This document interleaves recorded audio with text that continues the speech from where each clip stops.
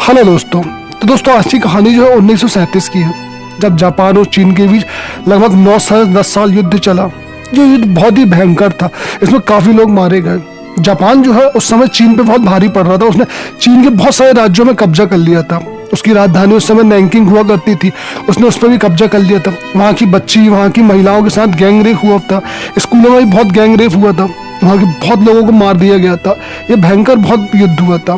ये कहानी दोस्तों उसी के ऊपर। कहानी की शुरुआत में हमें चीन का नैंकिंग शहर दिखाते हैं। यहाँ पे बहुत सारी लड़कियां अपनी जान बचा के यहाँ वहाँ भाग रही थी, क्योंकि यहाँ पे जापान ने अटैक कर दिया था और वो हर किसी को मार रहा था, गोलियों से भूंज रहा था। कुछ लड़कियां जो होती है अपनी जान बचा के यहाँ वहाँ भाग रहे थे। उनके साथ एक लड़का भी था जिसका नाम था जॉर्ज। ये सब यहाँ से भाग रहे थे और वहीं पे एक बंदे को दिखाया जाता है जिसका नाम होता है जॉन मिलर। जॉन मिलर जो होता है एक फ्यूनरल डायरेक्टर होता है। उसको काम था कि वो चर्च में जाए और जितने भी लोग मर चुके हैं वहाँ पे उनको अच्छे तरीके से दफना दे, ताकि उनकी आत्माओं को शांति मिले।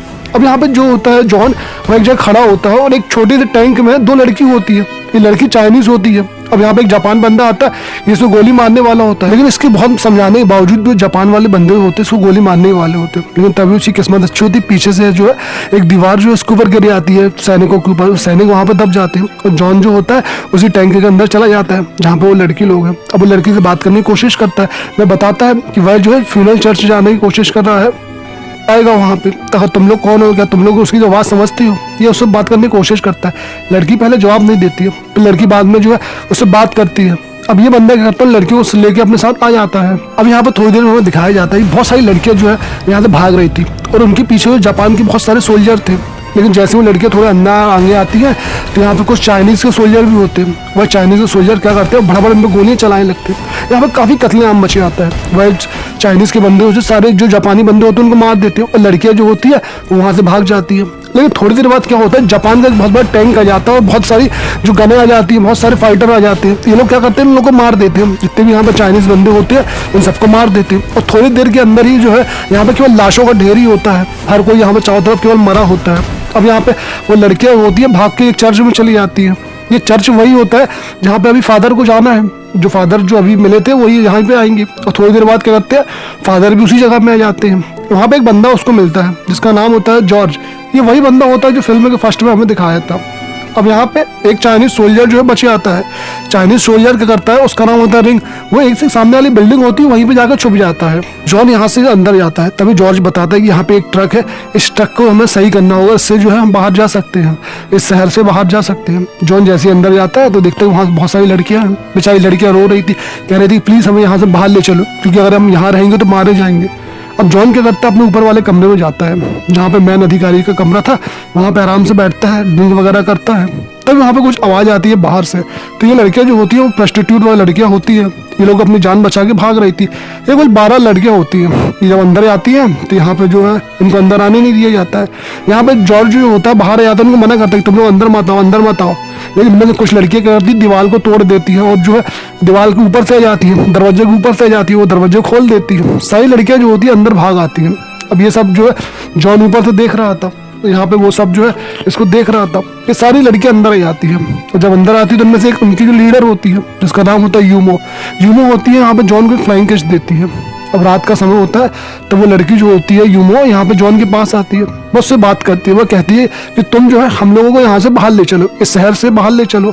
हम जो है तुम्हारी बहुत एहसानमंद होंगे और तुम्हारी जो है बहुत हेल्प होगी हमारे लिए, क्योंकि तुम अमेरिकन हो, तुम्हें कोई शक भी नहीं होगा। यहाँ पे जॉन को लगता है कि ये लोग मजाक कर रहे हैं, वो इस बात को सीरियसली नहीं लेता है। यहीं पे थोड़ी देर बाद क्या होता है, जो चाइनीज का बंदा होता है रिंग, वो अंदर आता है एक सोल्जर को लेकर, बहुत घायल होता है। वह आता है तो वहाँ पे लड़कियों के रूम में पार देता है। उसका एक साथी जो होता है बहुत ज्यादा घायल होता है। तभी यहाँ पे वो जो प्रोस्टिट्यूट वाली लड़की होती है वो कहती है तुम बहुत कायर हो, तुम जो है जापान के बंदों से यहाँ से भाग आए हो। वो बंदा कहता है रिंग कि मैं कायर नहीं हूँ, मेरा दोस्त घायल हो गया इसलिए मुझे यहाँ पे आना पड़ा, और वो उसको पार के वहाँ से चला जाता है। जब वो वहाँ से जा रहा था तब यहाँ पे यूमो आती है, उससे कहती है कि तुम जो है मेरी इन लोगों की लड़कियों की बातों को बुरा मत मानो, तुम जो है यही रुक जाओ। अब वो चाइनीज सोल्जर आ जाता है। जब वो आ रहा था वो लड़कियां लोग क्या करती, प्रार्थना कर रही होती है और ये देख के बेचारे चाइनीज सोल्जर को बहुत ज्यादा आंसू आने लगते हैं। हमें 2 ही देर बाद दिखाई देता है कि यहाँ पे कुछ जापानीज सोल्जर यहाँ पे आ गए हैं। जो जापानीज सोल्जर क्या कर रहे हैं कि यहाँ पे लोग पे कुछ लड़कियों को उन्होंने देख लिया है और लड़कियां भाग रही है। वो लड़कियों को पकड़ रहे हैं, उनके बाल खींच रहे हैं, कपड़े फाड़ रहे हैं, उनको रेप करने की कोशिश कर रहे हैं। यहाँ पे बाकी जो प्रोस्टिट्यूट लड़कियां थी वो तो जाके एक सुरंग में छुप गई नीचे, लेकिन बाकी लड़कियां जो ऊपर ही थी। अब यहाँ पे बेचारी वो सब लड़कियां छोटी छोटी भाग रही थी और वो लोग बहुत बुरे तरीके से इसका जो पकड़ रहे थे, कपड़े फाड़ रहे थे। ये देख के जॉन को बहुत बुरा लगता है। वही वहाँ पे झंडा दिखाता है जैपनीज को, सबको बोलता है कि प्लीज आप लोग ऐसा मत करो, आप लोग ऐसा मत करो, मैं फादर हूँ चर्च का, आप लोग ऐसा मत करो। लेकिन वो बाकी जो जैपनीज होते हैं उसको ही मार देते बहुत जम के सिर में। और ये देख के जो है यहाँ पे बेहोश हो जाता है। वो एक लड़की का रेप करने लगता है जैपनीज बंदा। लेकिन तभी यहाँ से वो एक चाइनीज बंदा जो बाहर अभी था वही, वो क्या करता है, इनको देख लेता है, गोली मार देता है। गोली मारने से यहाँ पे जापानीज बंदा तो मर जाता है, लेकिन बाकी जो चाइनीज बंदे होते हैं कोई जिंदा होता नहीं, केवल एक ही बंदा होता है। और जैपनीज जो होते हैं अब इस पर अटैक करने लगते हैं। थोड़ी देर बाद जैपनीज के जितने बंदे होते हैं सब इस पर अटैक करने लगते हैं। जो अकेला होता है वह सबसे तो लड़ नहीं सकता है, वो बहुत सारे जैपनीज सोल्जर को मार देता है। लेकिन आखिरकार जो है उसे एक सिर में गोली लग जाती है और उसकी भी अब मौत हो चुकी है। अब यहाँ पे यही सब लफड़ा चलता है, बहुत दिक्कत हो जाती है।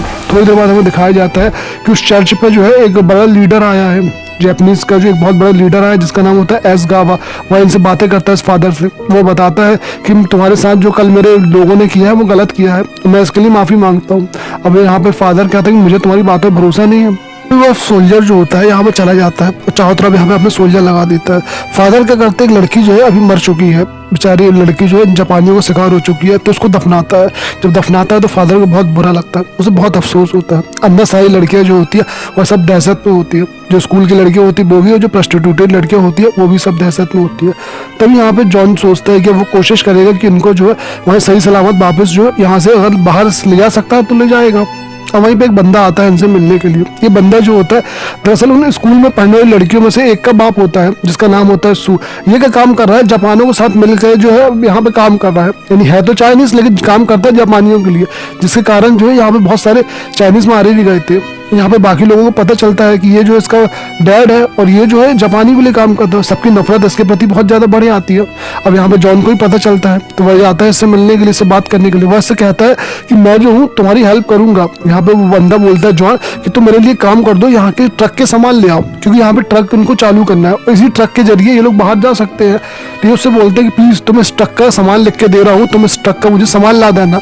अब यहाँ पे उसकी बेटी होती है तो वो कहता है इससे फादर से जॉन से कि ठीक है मैं तुम्हारे लिए कोशिश करूंगा ये सब कर दूं, लेकिन इससे पहले जो है तुम मेरी बेटी को सेफ रखना, उससे जो है मेरी बेटी को कुछ नहीं होना चाहिए। अब वो बंदा क्या होता है यहाँ से चला जाता है। अब यहाँ पे वापस जॉन जो होता है अंदर जाता है, तब वो लड़की उसके पास आ जाती है। वो उससे कहती है कि आज तुमने जो स्कूल की लड़कियों के लिए किया है वो सच में एक बहुत बहादुरी वाला काम था और तुम जो है आज सबके हीरो बन चुके हो, प्लीज तुम जो है यहाँ से छोड़ के मत जाना।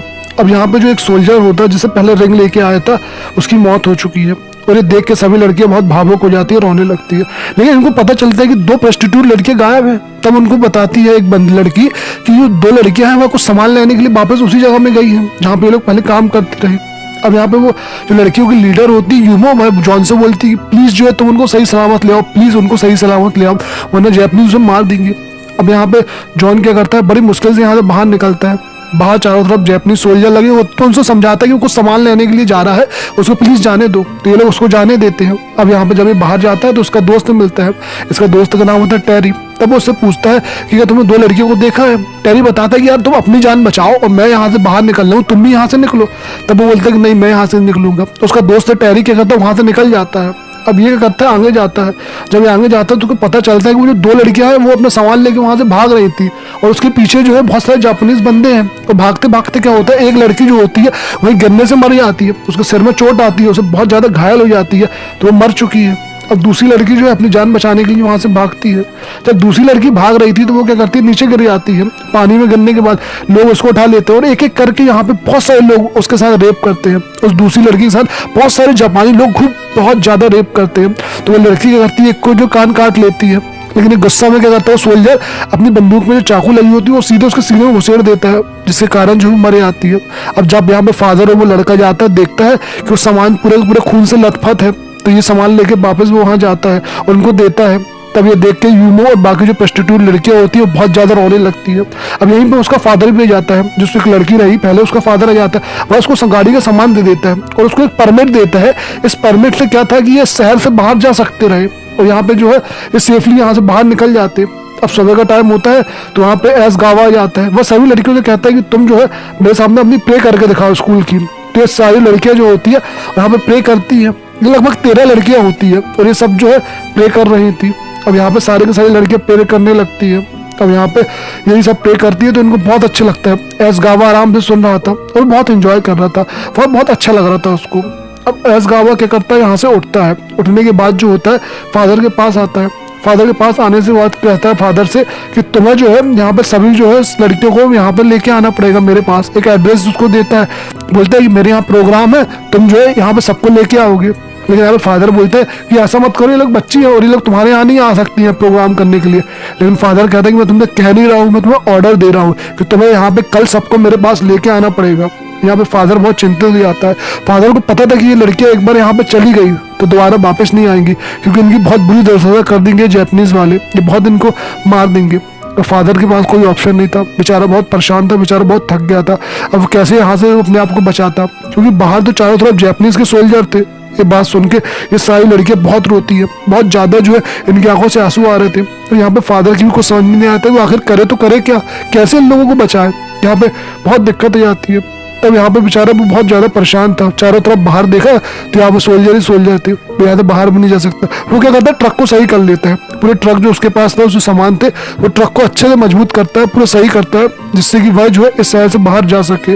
अंदर जो होती है सारी लड़कियां बहुत परेशान होती है, वह कहती है कि सबकी सब एक साथ मर जाएंगी, आत्महत्या कर लेंगी। उनमें से कुछ लड़की ऊपर आती कूदने वाली होती है नीचे, लेकिन तभी यहाँ से क्या करता है फादर निकाल लेता है। और वहाँ पर जो एक प्रोस्टिट्यूट लड़कियों की लीडर होती है वो भी उसको नीचे पकड़ लेती है, उसको नीचे बुलाती, कहती तुम नीचे आओ।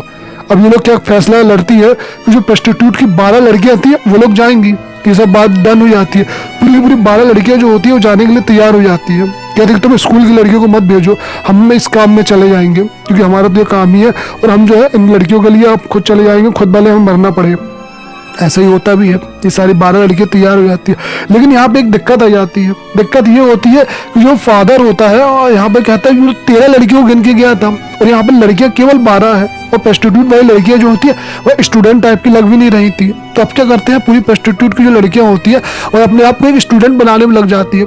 यहाँ पे धीरे धीरे उनको एक गाना भी सिखाते हैं, जो स्कूल की लड़कियां होती है उनको वही गाना सिखाती हैं, और यहाँ पे सबको जो है एक स्कूल की लड़कियों की तरह तैयार कर देती है। 12 लड़कियां होती हैं। अब यहाँ पे एक लड़की और चाहिए होती है, लेकिन एक लड़की और कहाँ से आएगी, कैसे आएगी, यहाँ तो सब स्कूल की लड़कियां हैं। तब यहाँ पे एक बंदा होता है जॉर्ज, वह होता लड़का है, लेकिन वो फैसला करता है कि अब वो जो है यहाँ पे जाएगा, वह क्या करेगा कि अपने आप को जो है लड़की बनाएगा, और यही होता भी है। वह जॉर्ज क्या करता है, अपने आप को लड़की बनाता है। वो होता तो लड़का है बेचारा, लेकिन अपने बाल वगैरह को बड़ा करता है, अपने आप को पूरा जो है एक लड़की की तरह तैयार करता है, ताकि वह जो है इनके साथ जा सके, और यहाँ पे जो 12 स्कूल की लड़कियां थी उनकी जान बच सके। रात भर जो है ये लोग तैयारी करते हैं कि यहाँ पे जो है अपने आप को ये लोग बचा सके। यहाँ पे लड़का भी पूरी तरीके से जो है इस काम के लिए तैयार हो जाता है। उसको देख के जो प्रोस्टिट्यूट की लड़कियां होती हैं उनको भी आंखों से आंसू आ जाते हैं। स्कूल की लड़कियां वाली जो होती है वो सब रोने लगती है कि आज ये सब ऐसे दिन भी आने थे, कभी किसी को पता नहीं था। यहाँ पे यही होता है, उस लड़के को पूरी तरीके से तैयार कर दिया जाता है और लड़कियां भी पूरी तरीके से तैयार हो जाती है। अब सुबह का टाइम आता है, तब वहाँ पे वही जापानीज के बंदे आते हैं। वही क्या करते हैं, उनसे बोलते हैं कि पूरी लड़कियों को लेके आओ। यहाँ पे सारी लड़कियां आ जाती है, वो सबको एक एक करके गिनता है, तो सारी की सारी 13 लड़कियां होती है। तो 13 लड़कियों को ट्रक में बिठालता है और अपने साथ ले जाता है। अब यहाँ पे फादर जो होता है, ट्रक उसका तैयार होता है, तो फादर क्या करता है, सभी लड़कियों को जो है चुपचाप एक बॉक्स के अंदर छुपा देता है। तो बॉक्स के अंदर छुपाने के बाद ऊपर बहुत सारी शराब की बोतलें रख देता है। शराब की बोतल रखने के बाद जो होता है वह वहाँ से ट्रक स्टार्ट करता है, चालू करता है। जब वो ट्रक के आगे जाता है तो उसको एक जगह रोक लिया जाता है। उसके पास एक पास होता है यहाँ से जाने का, वो दिखाता है उनको।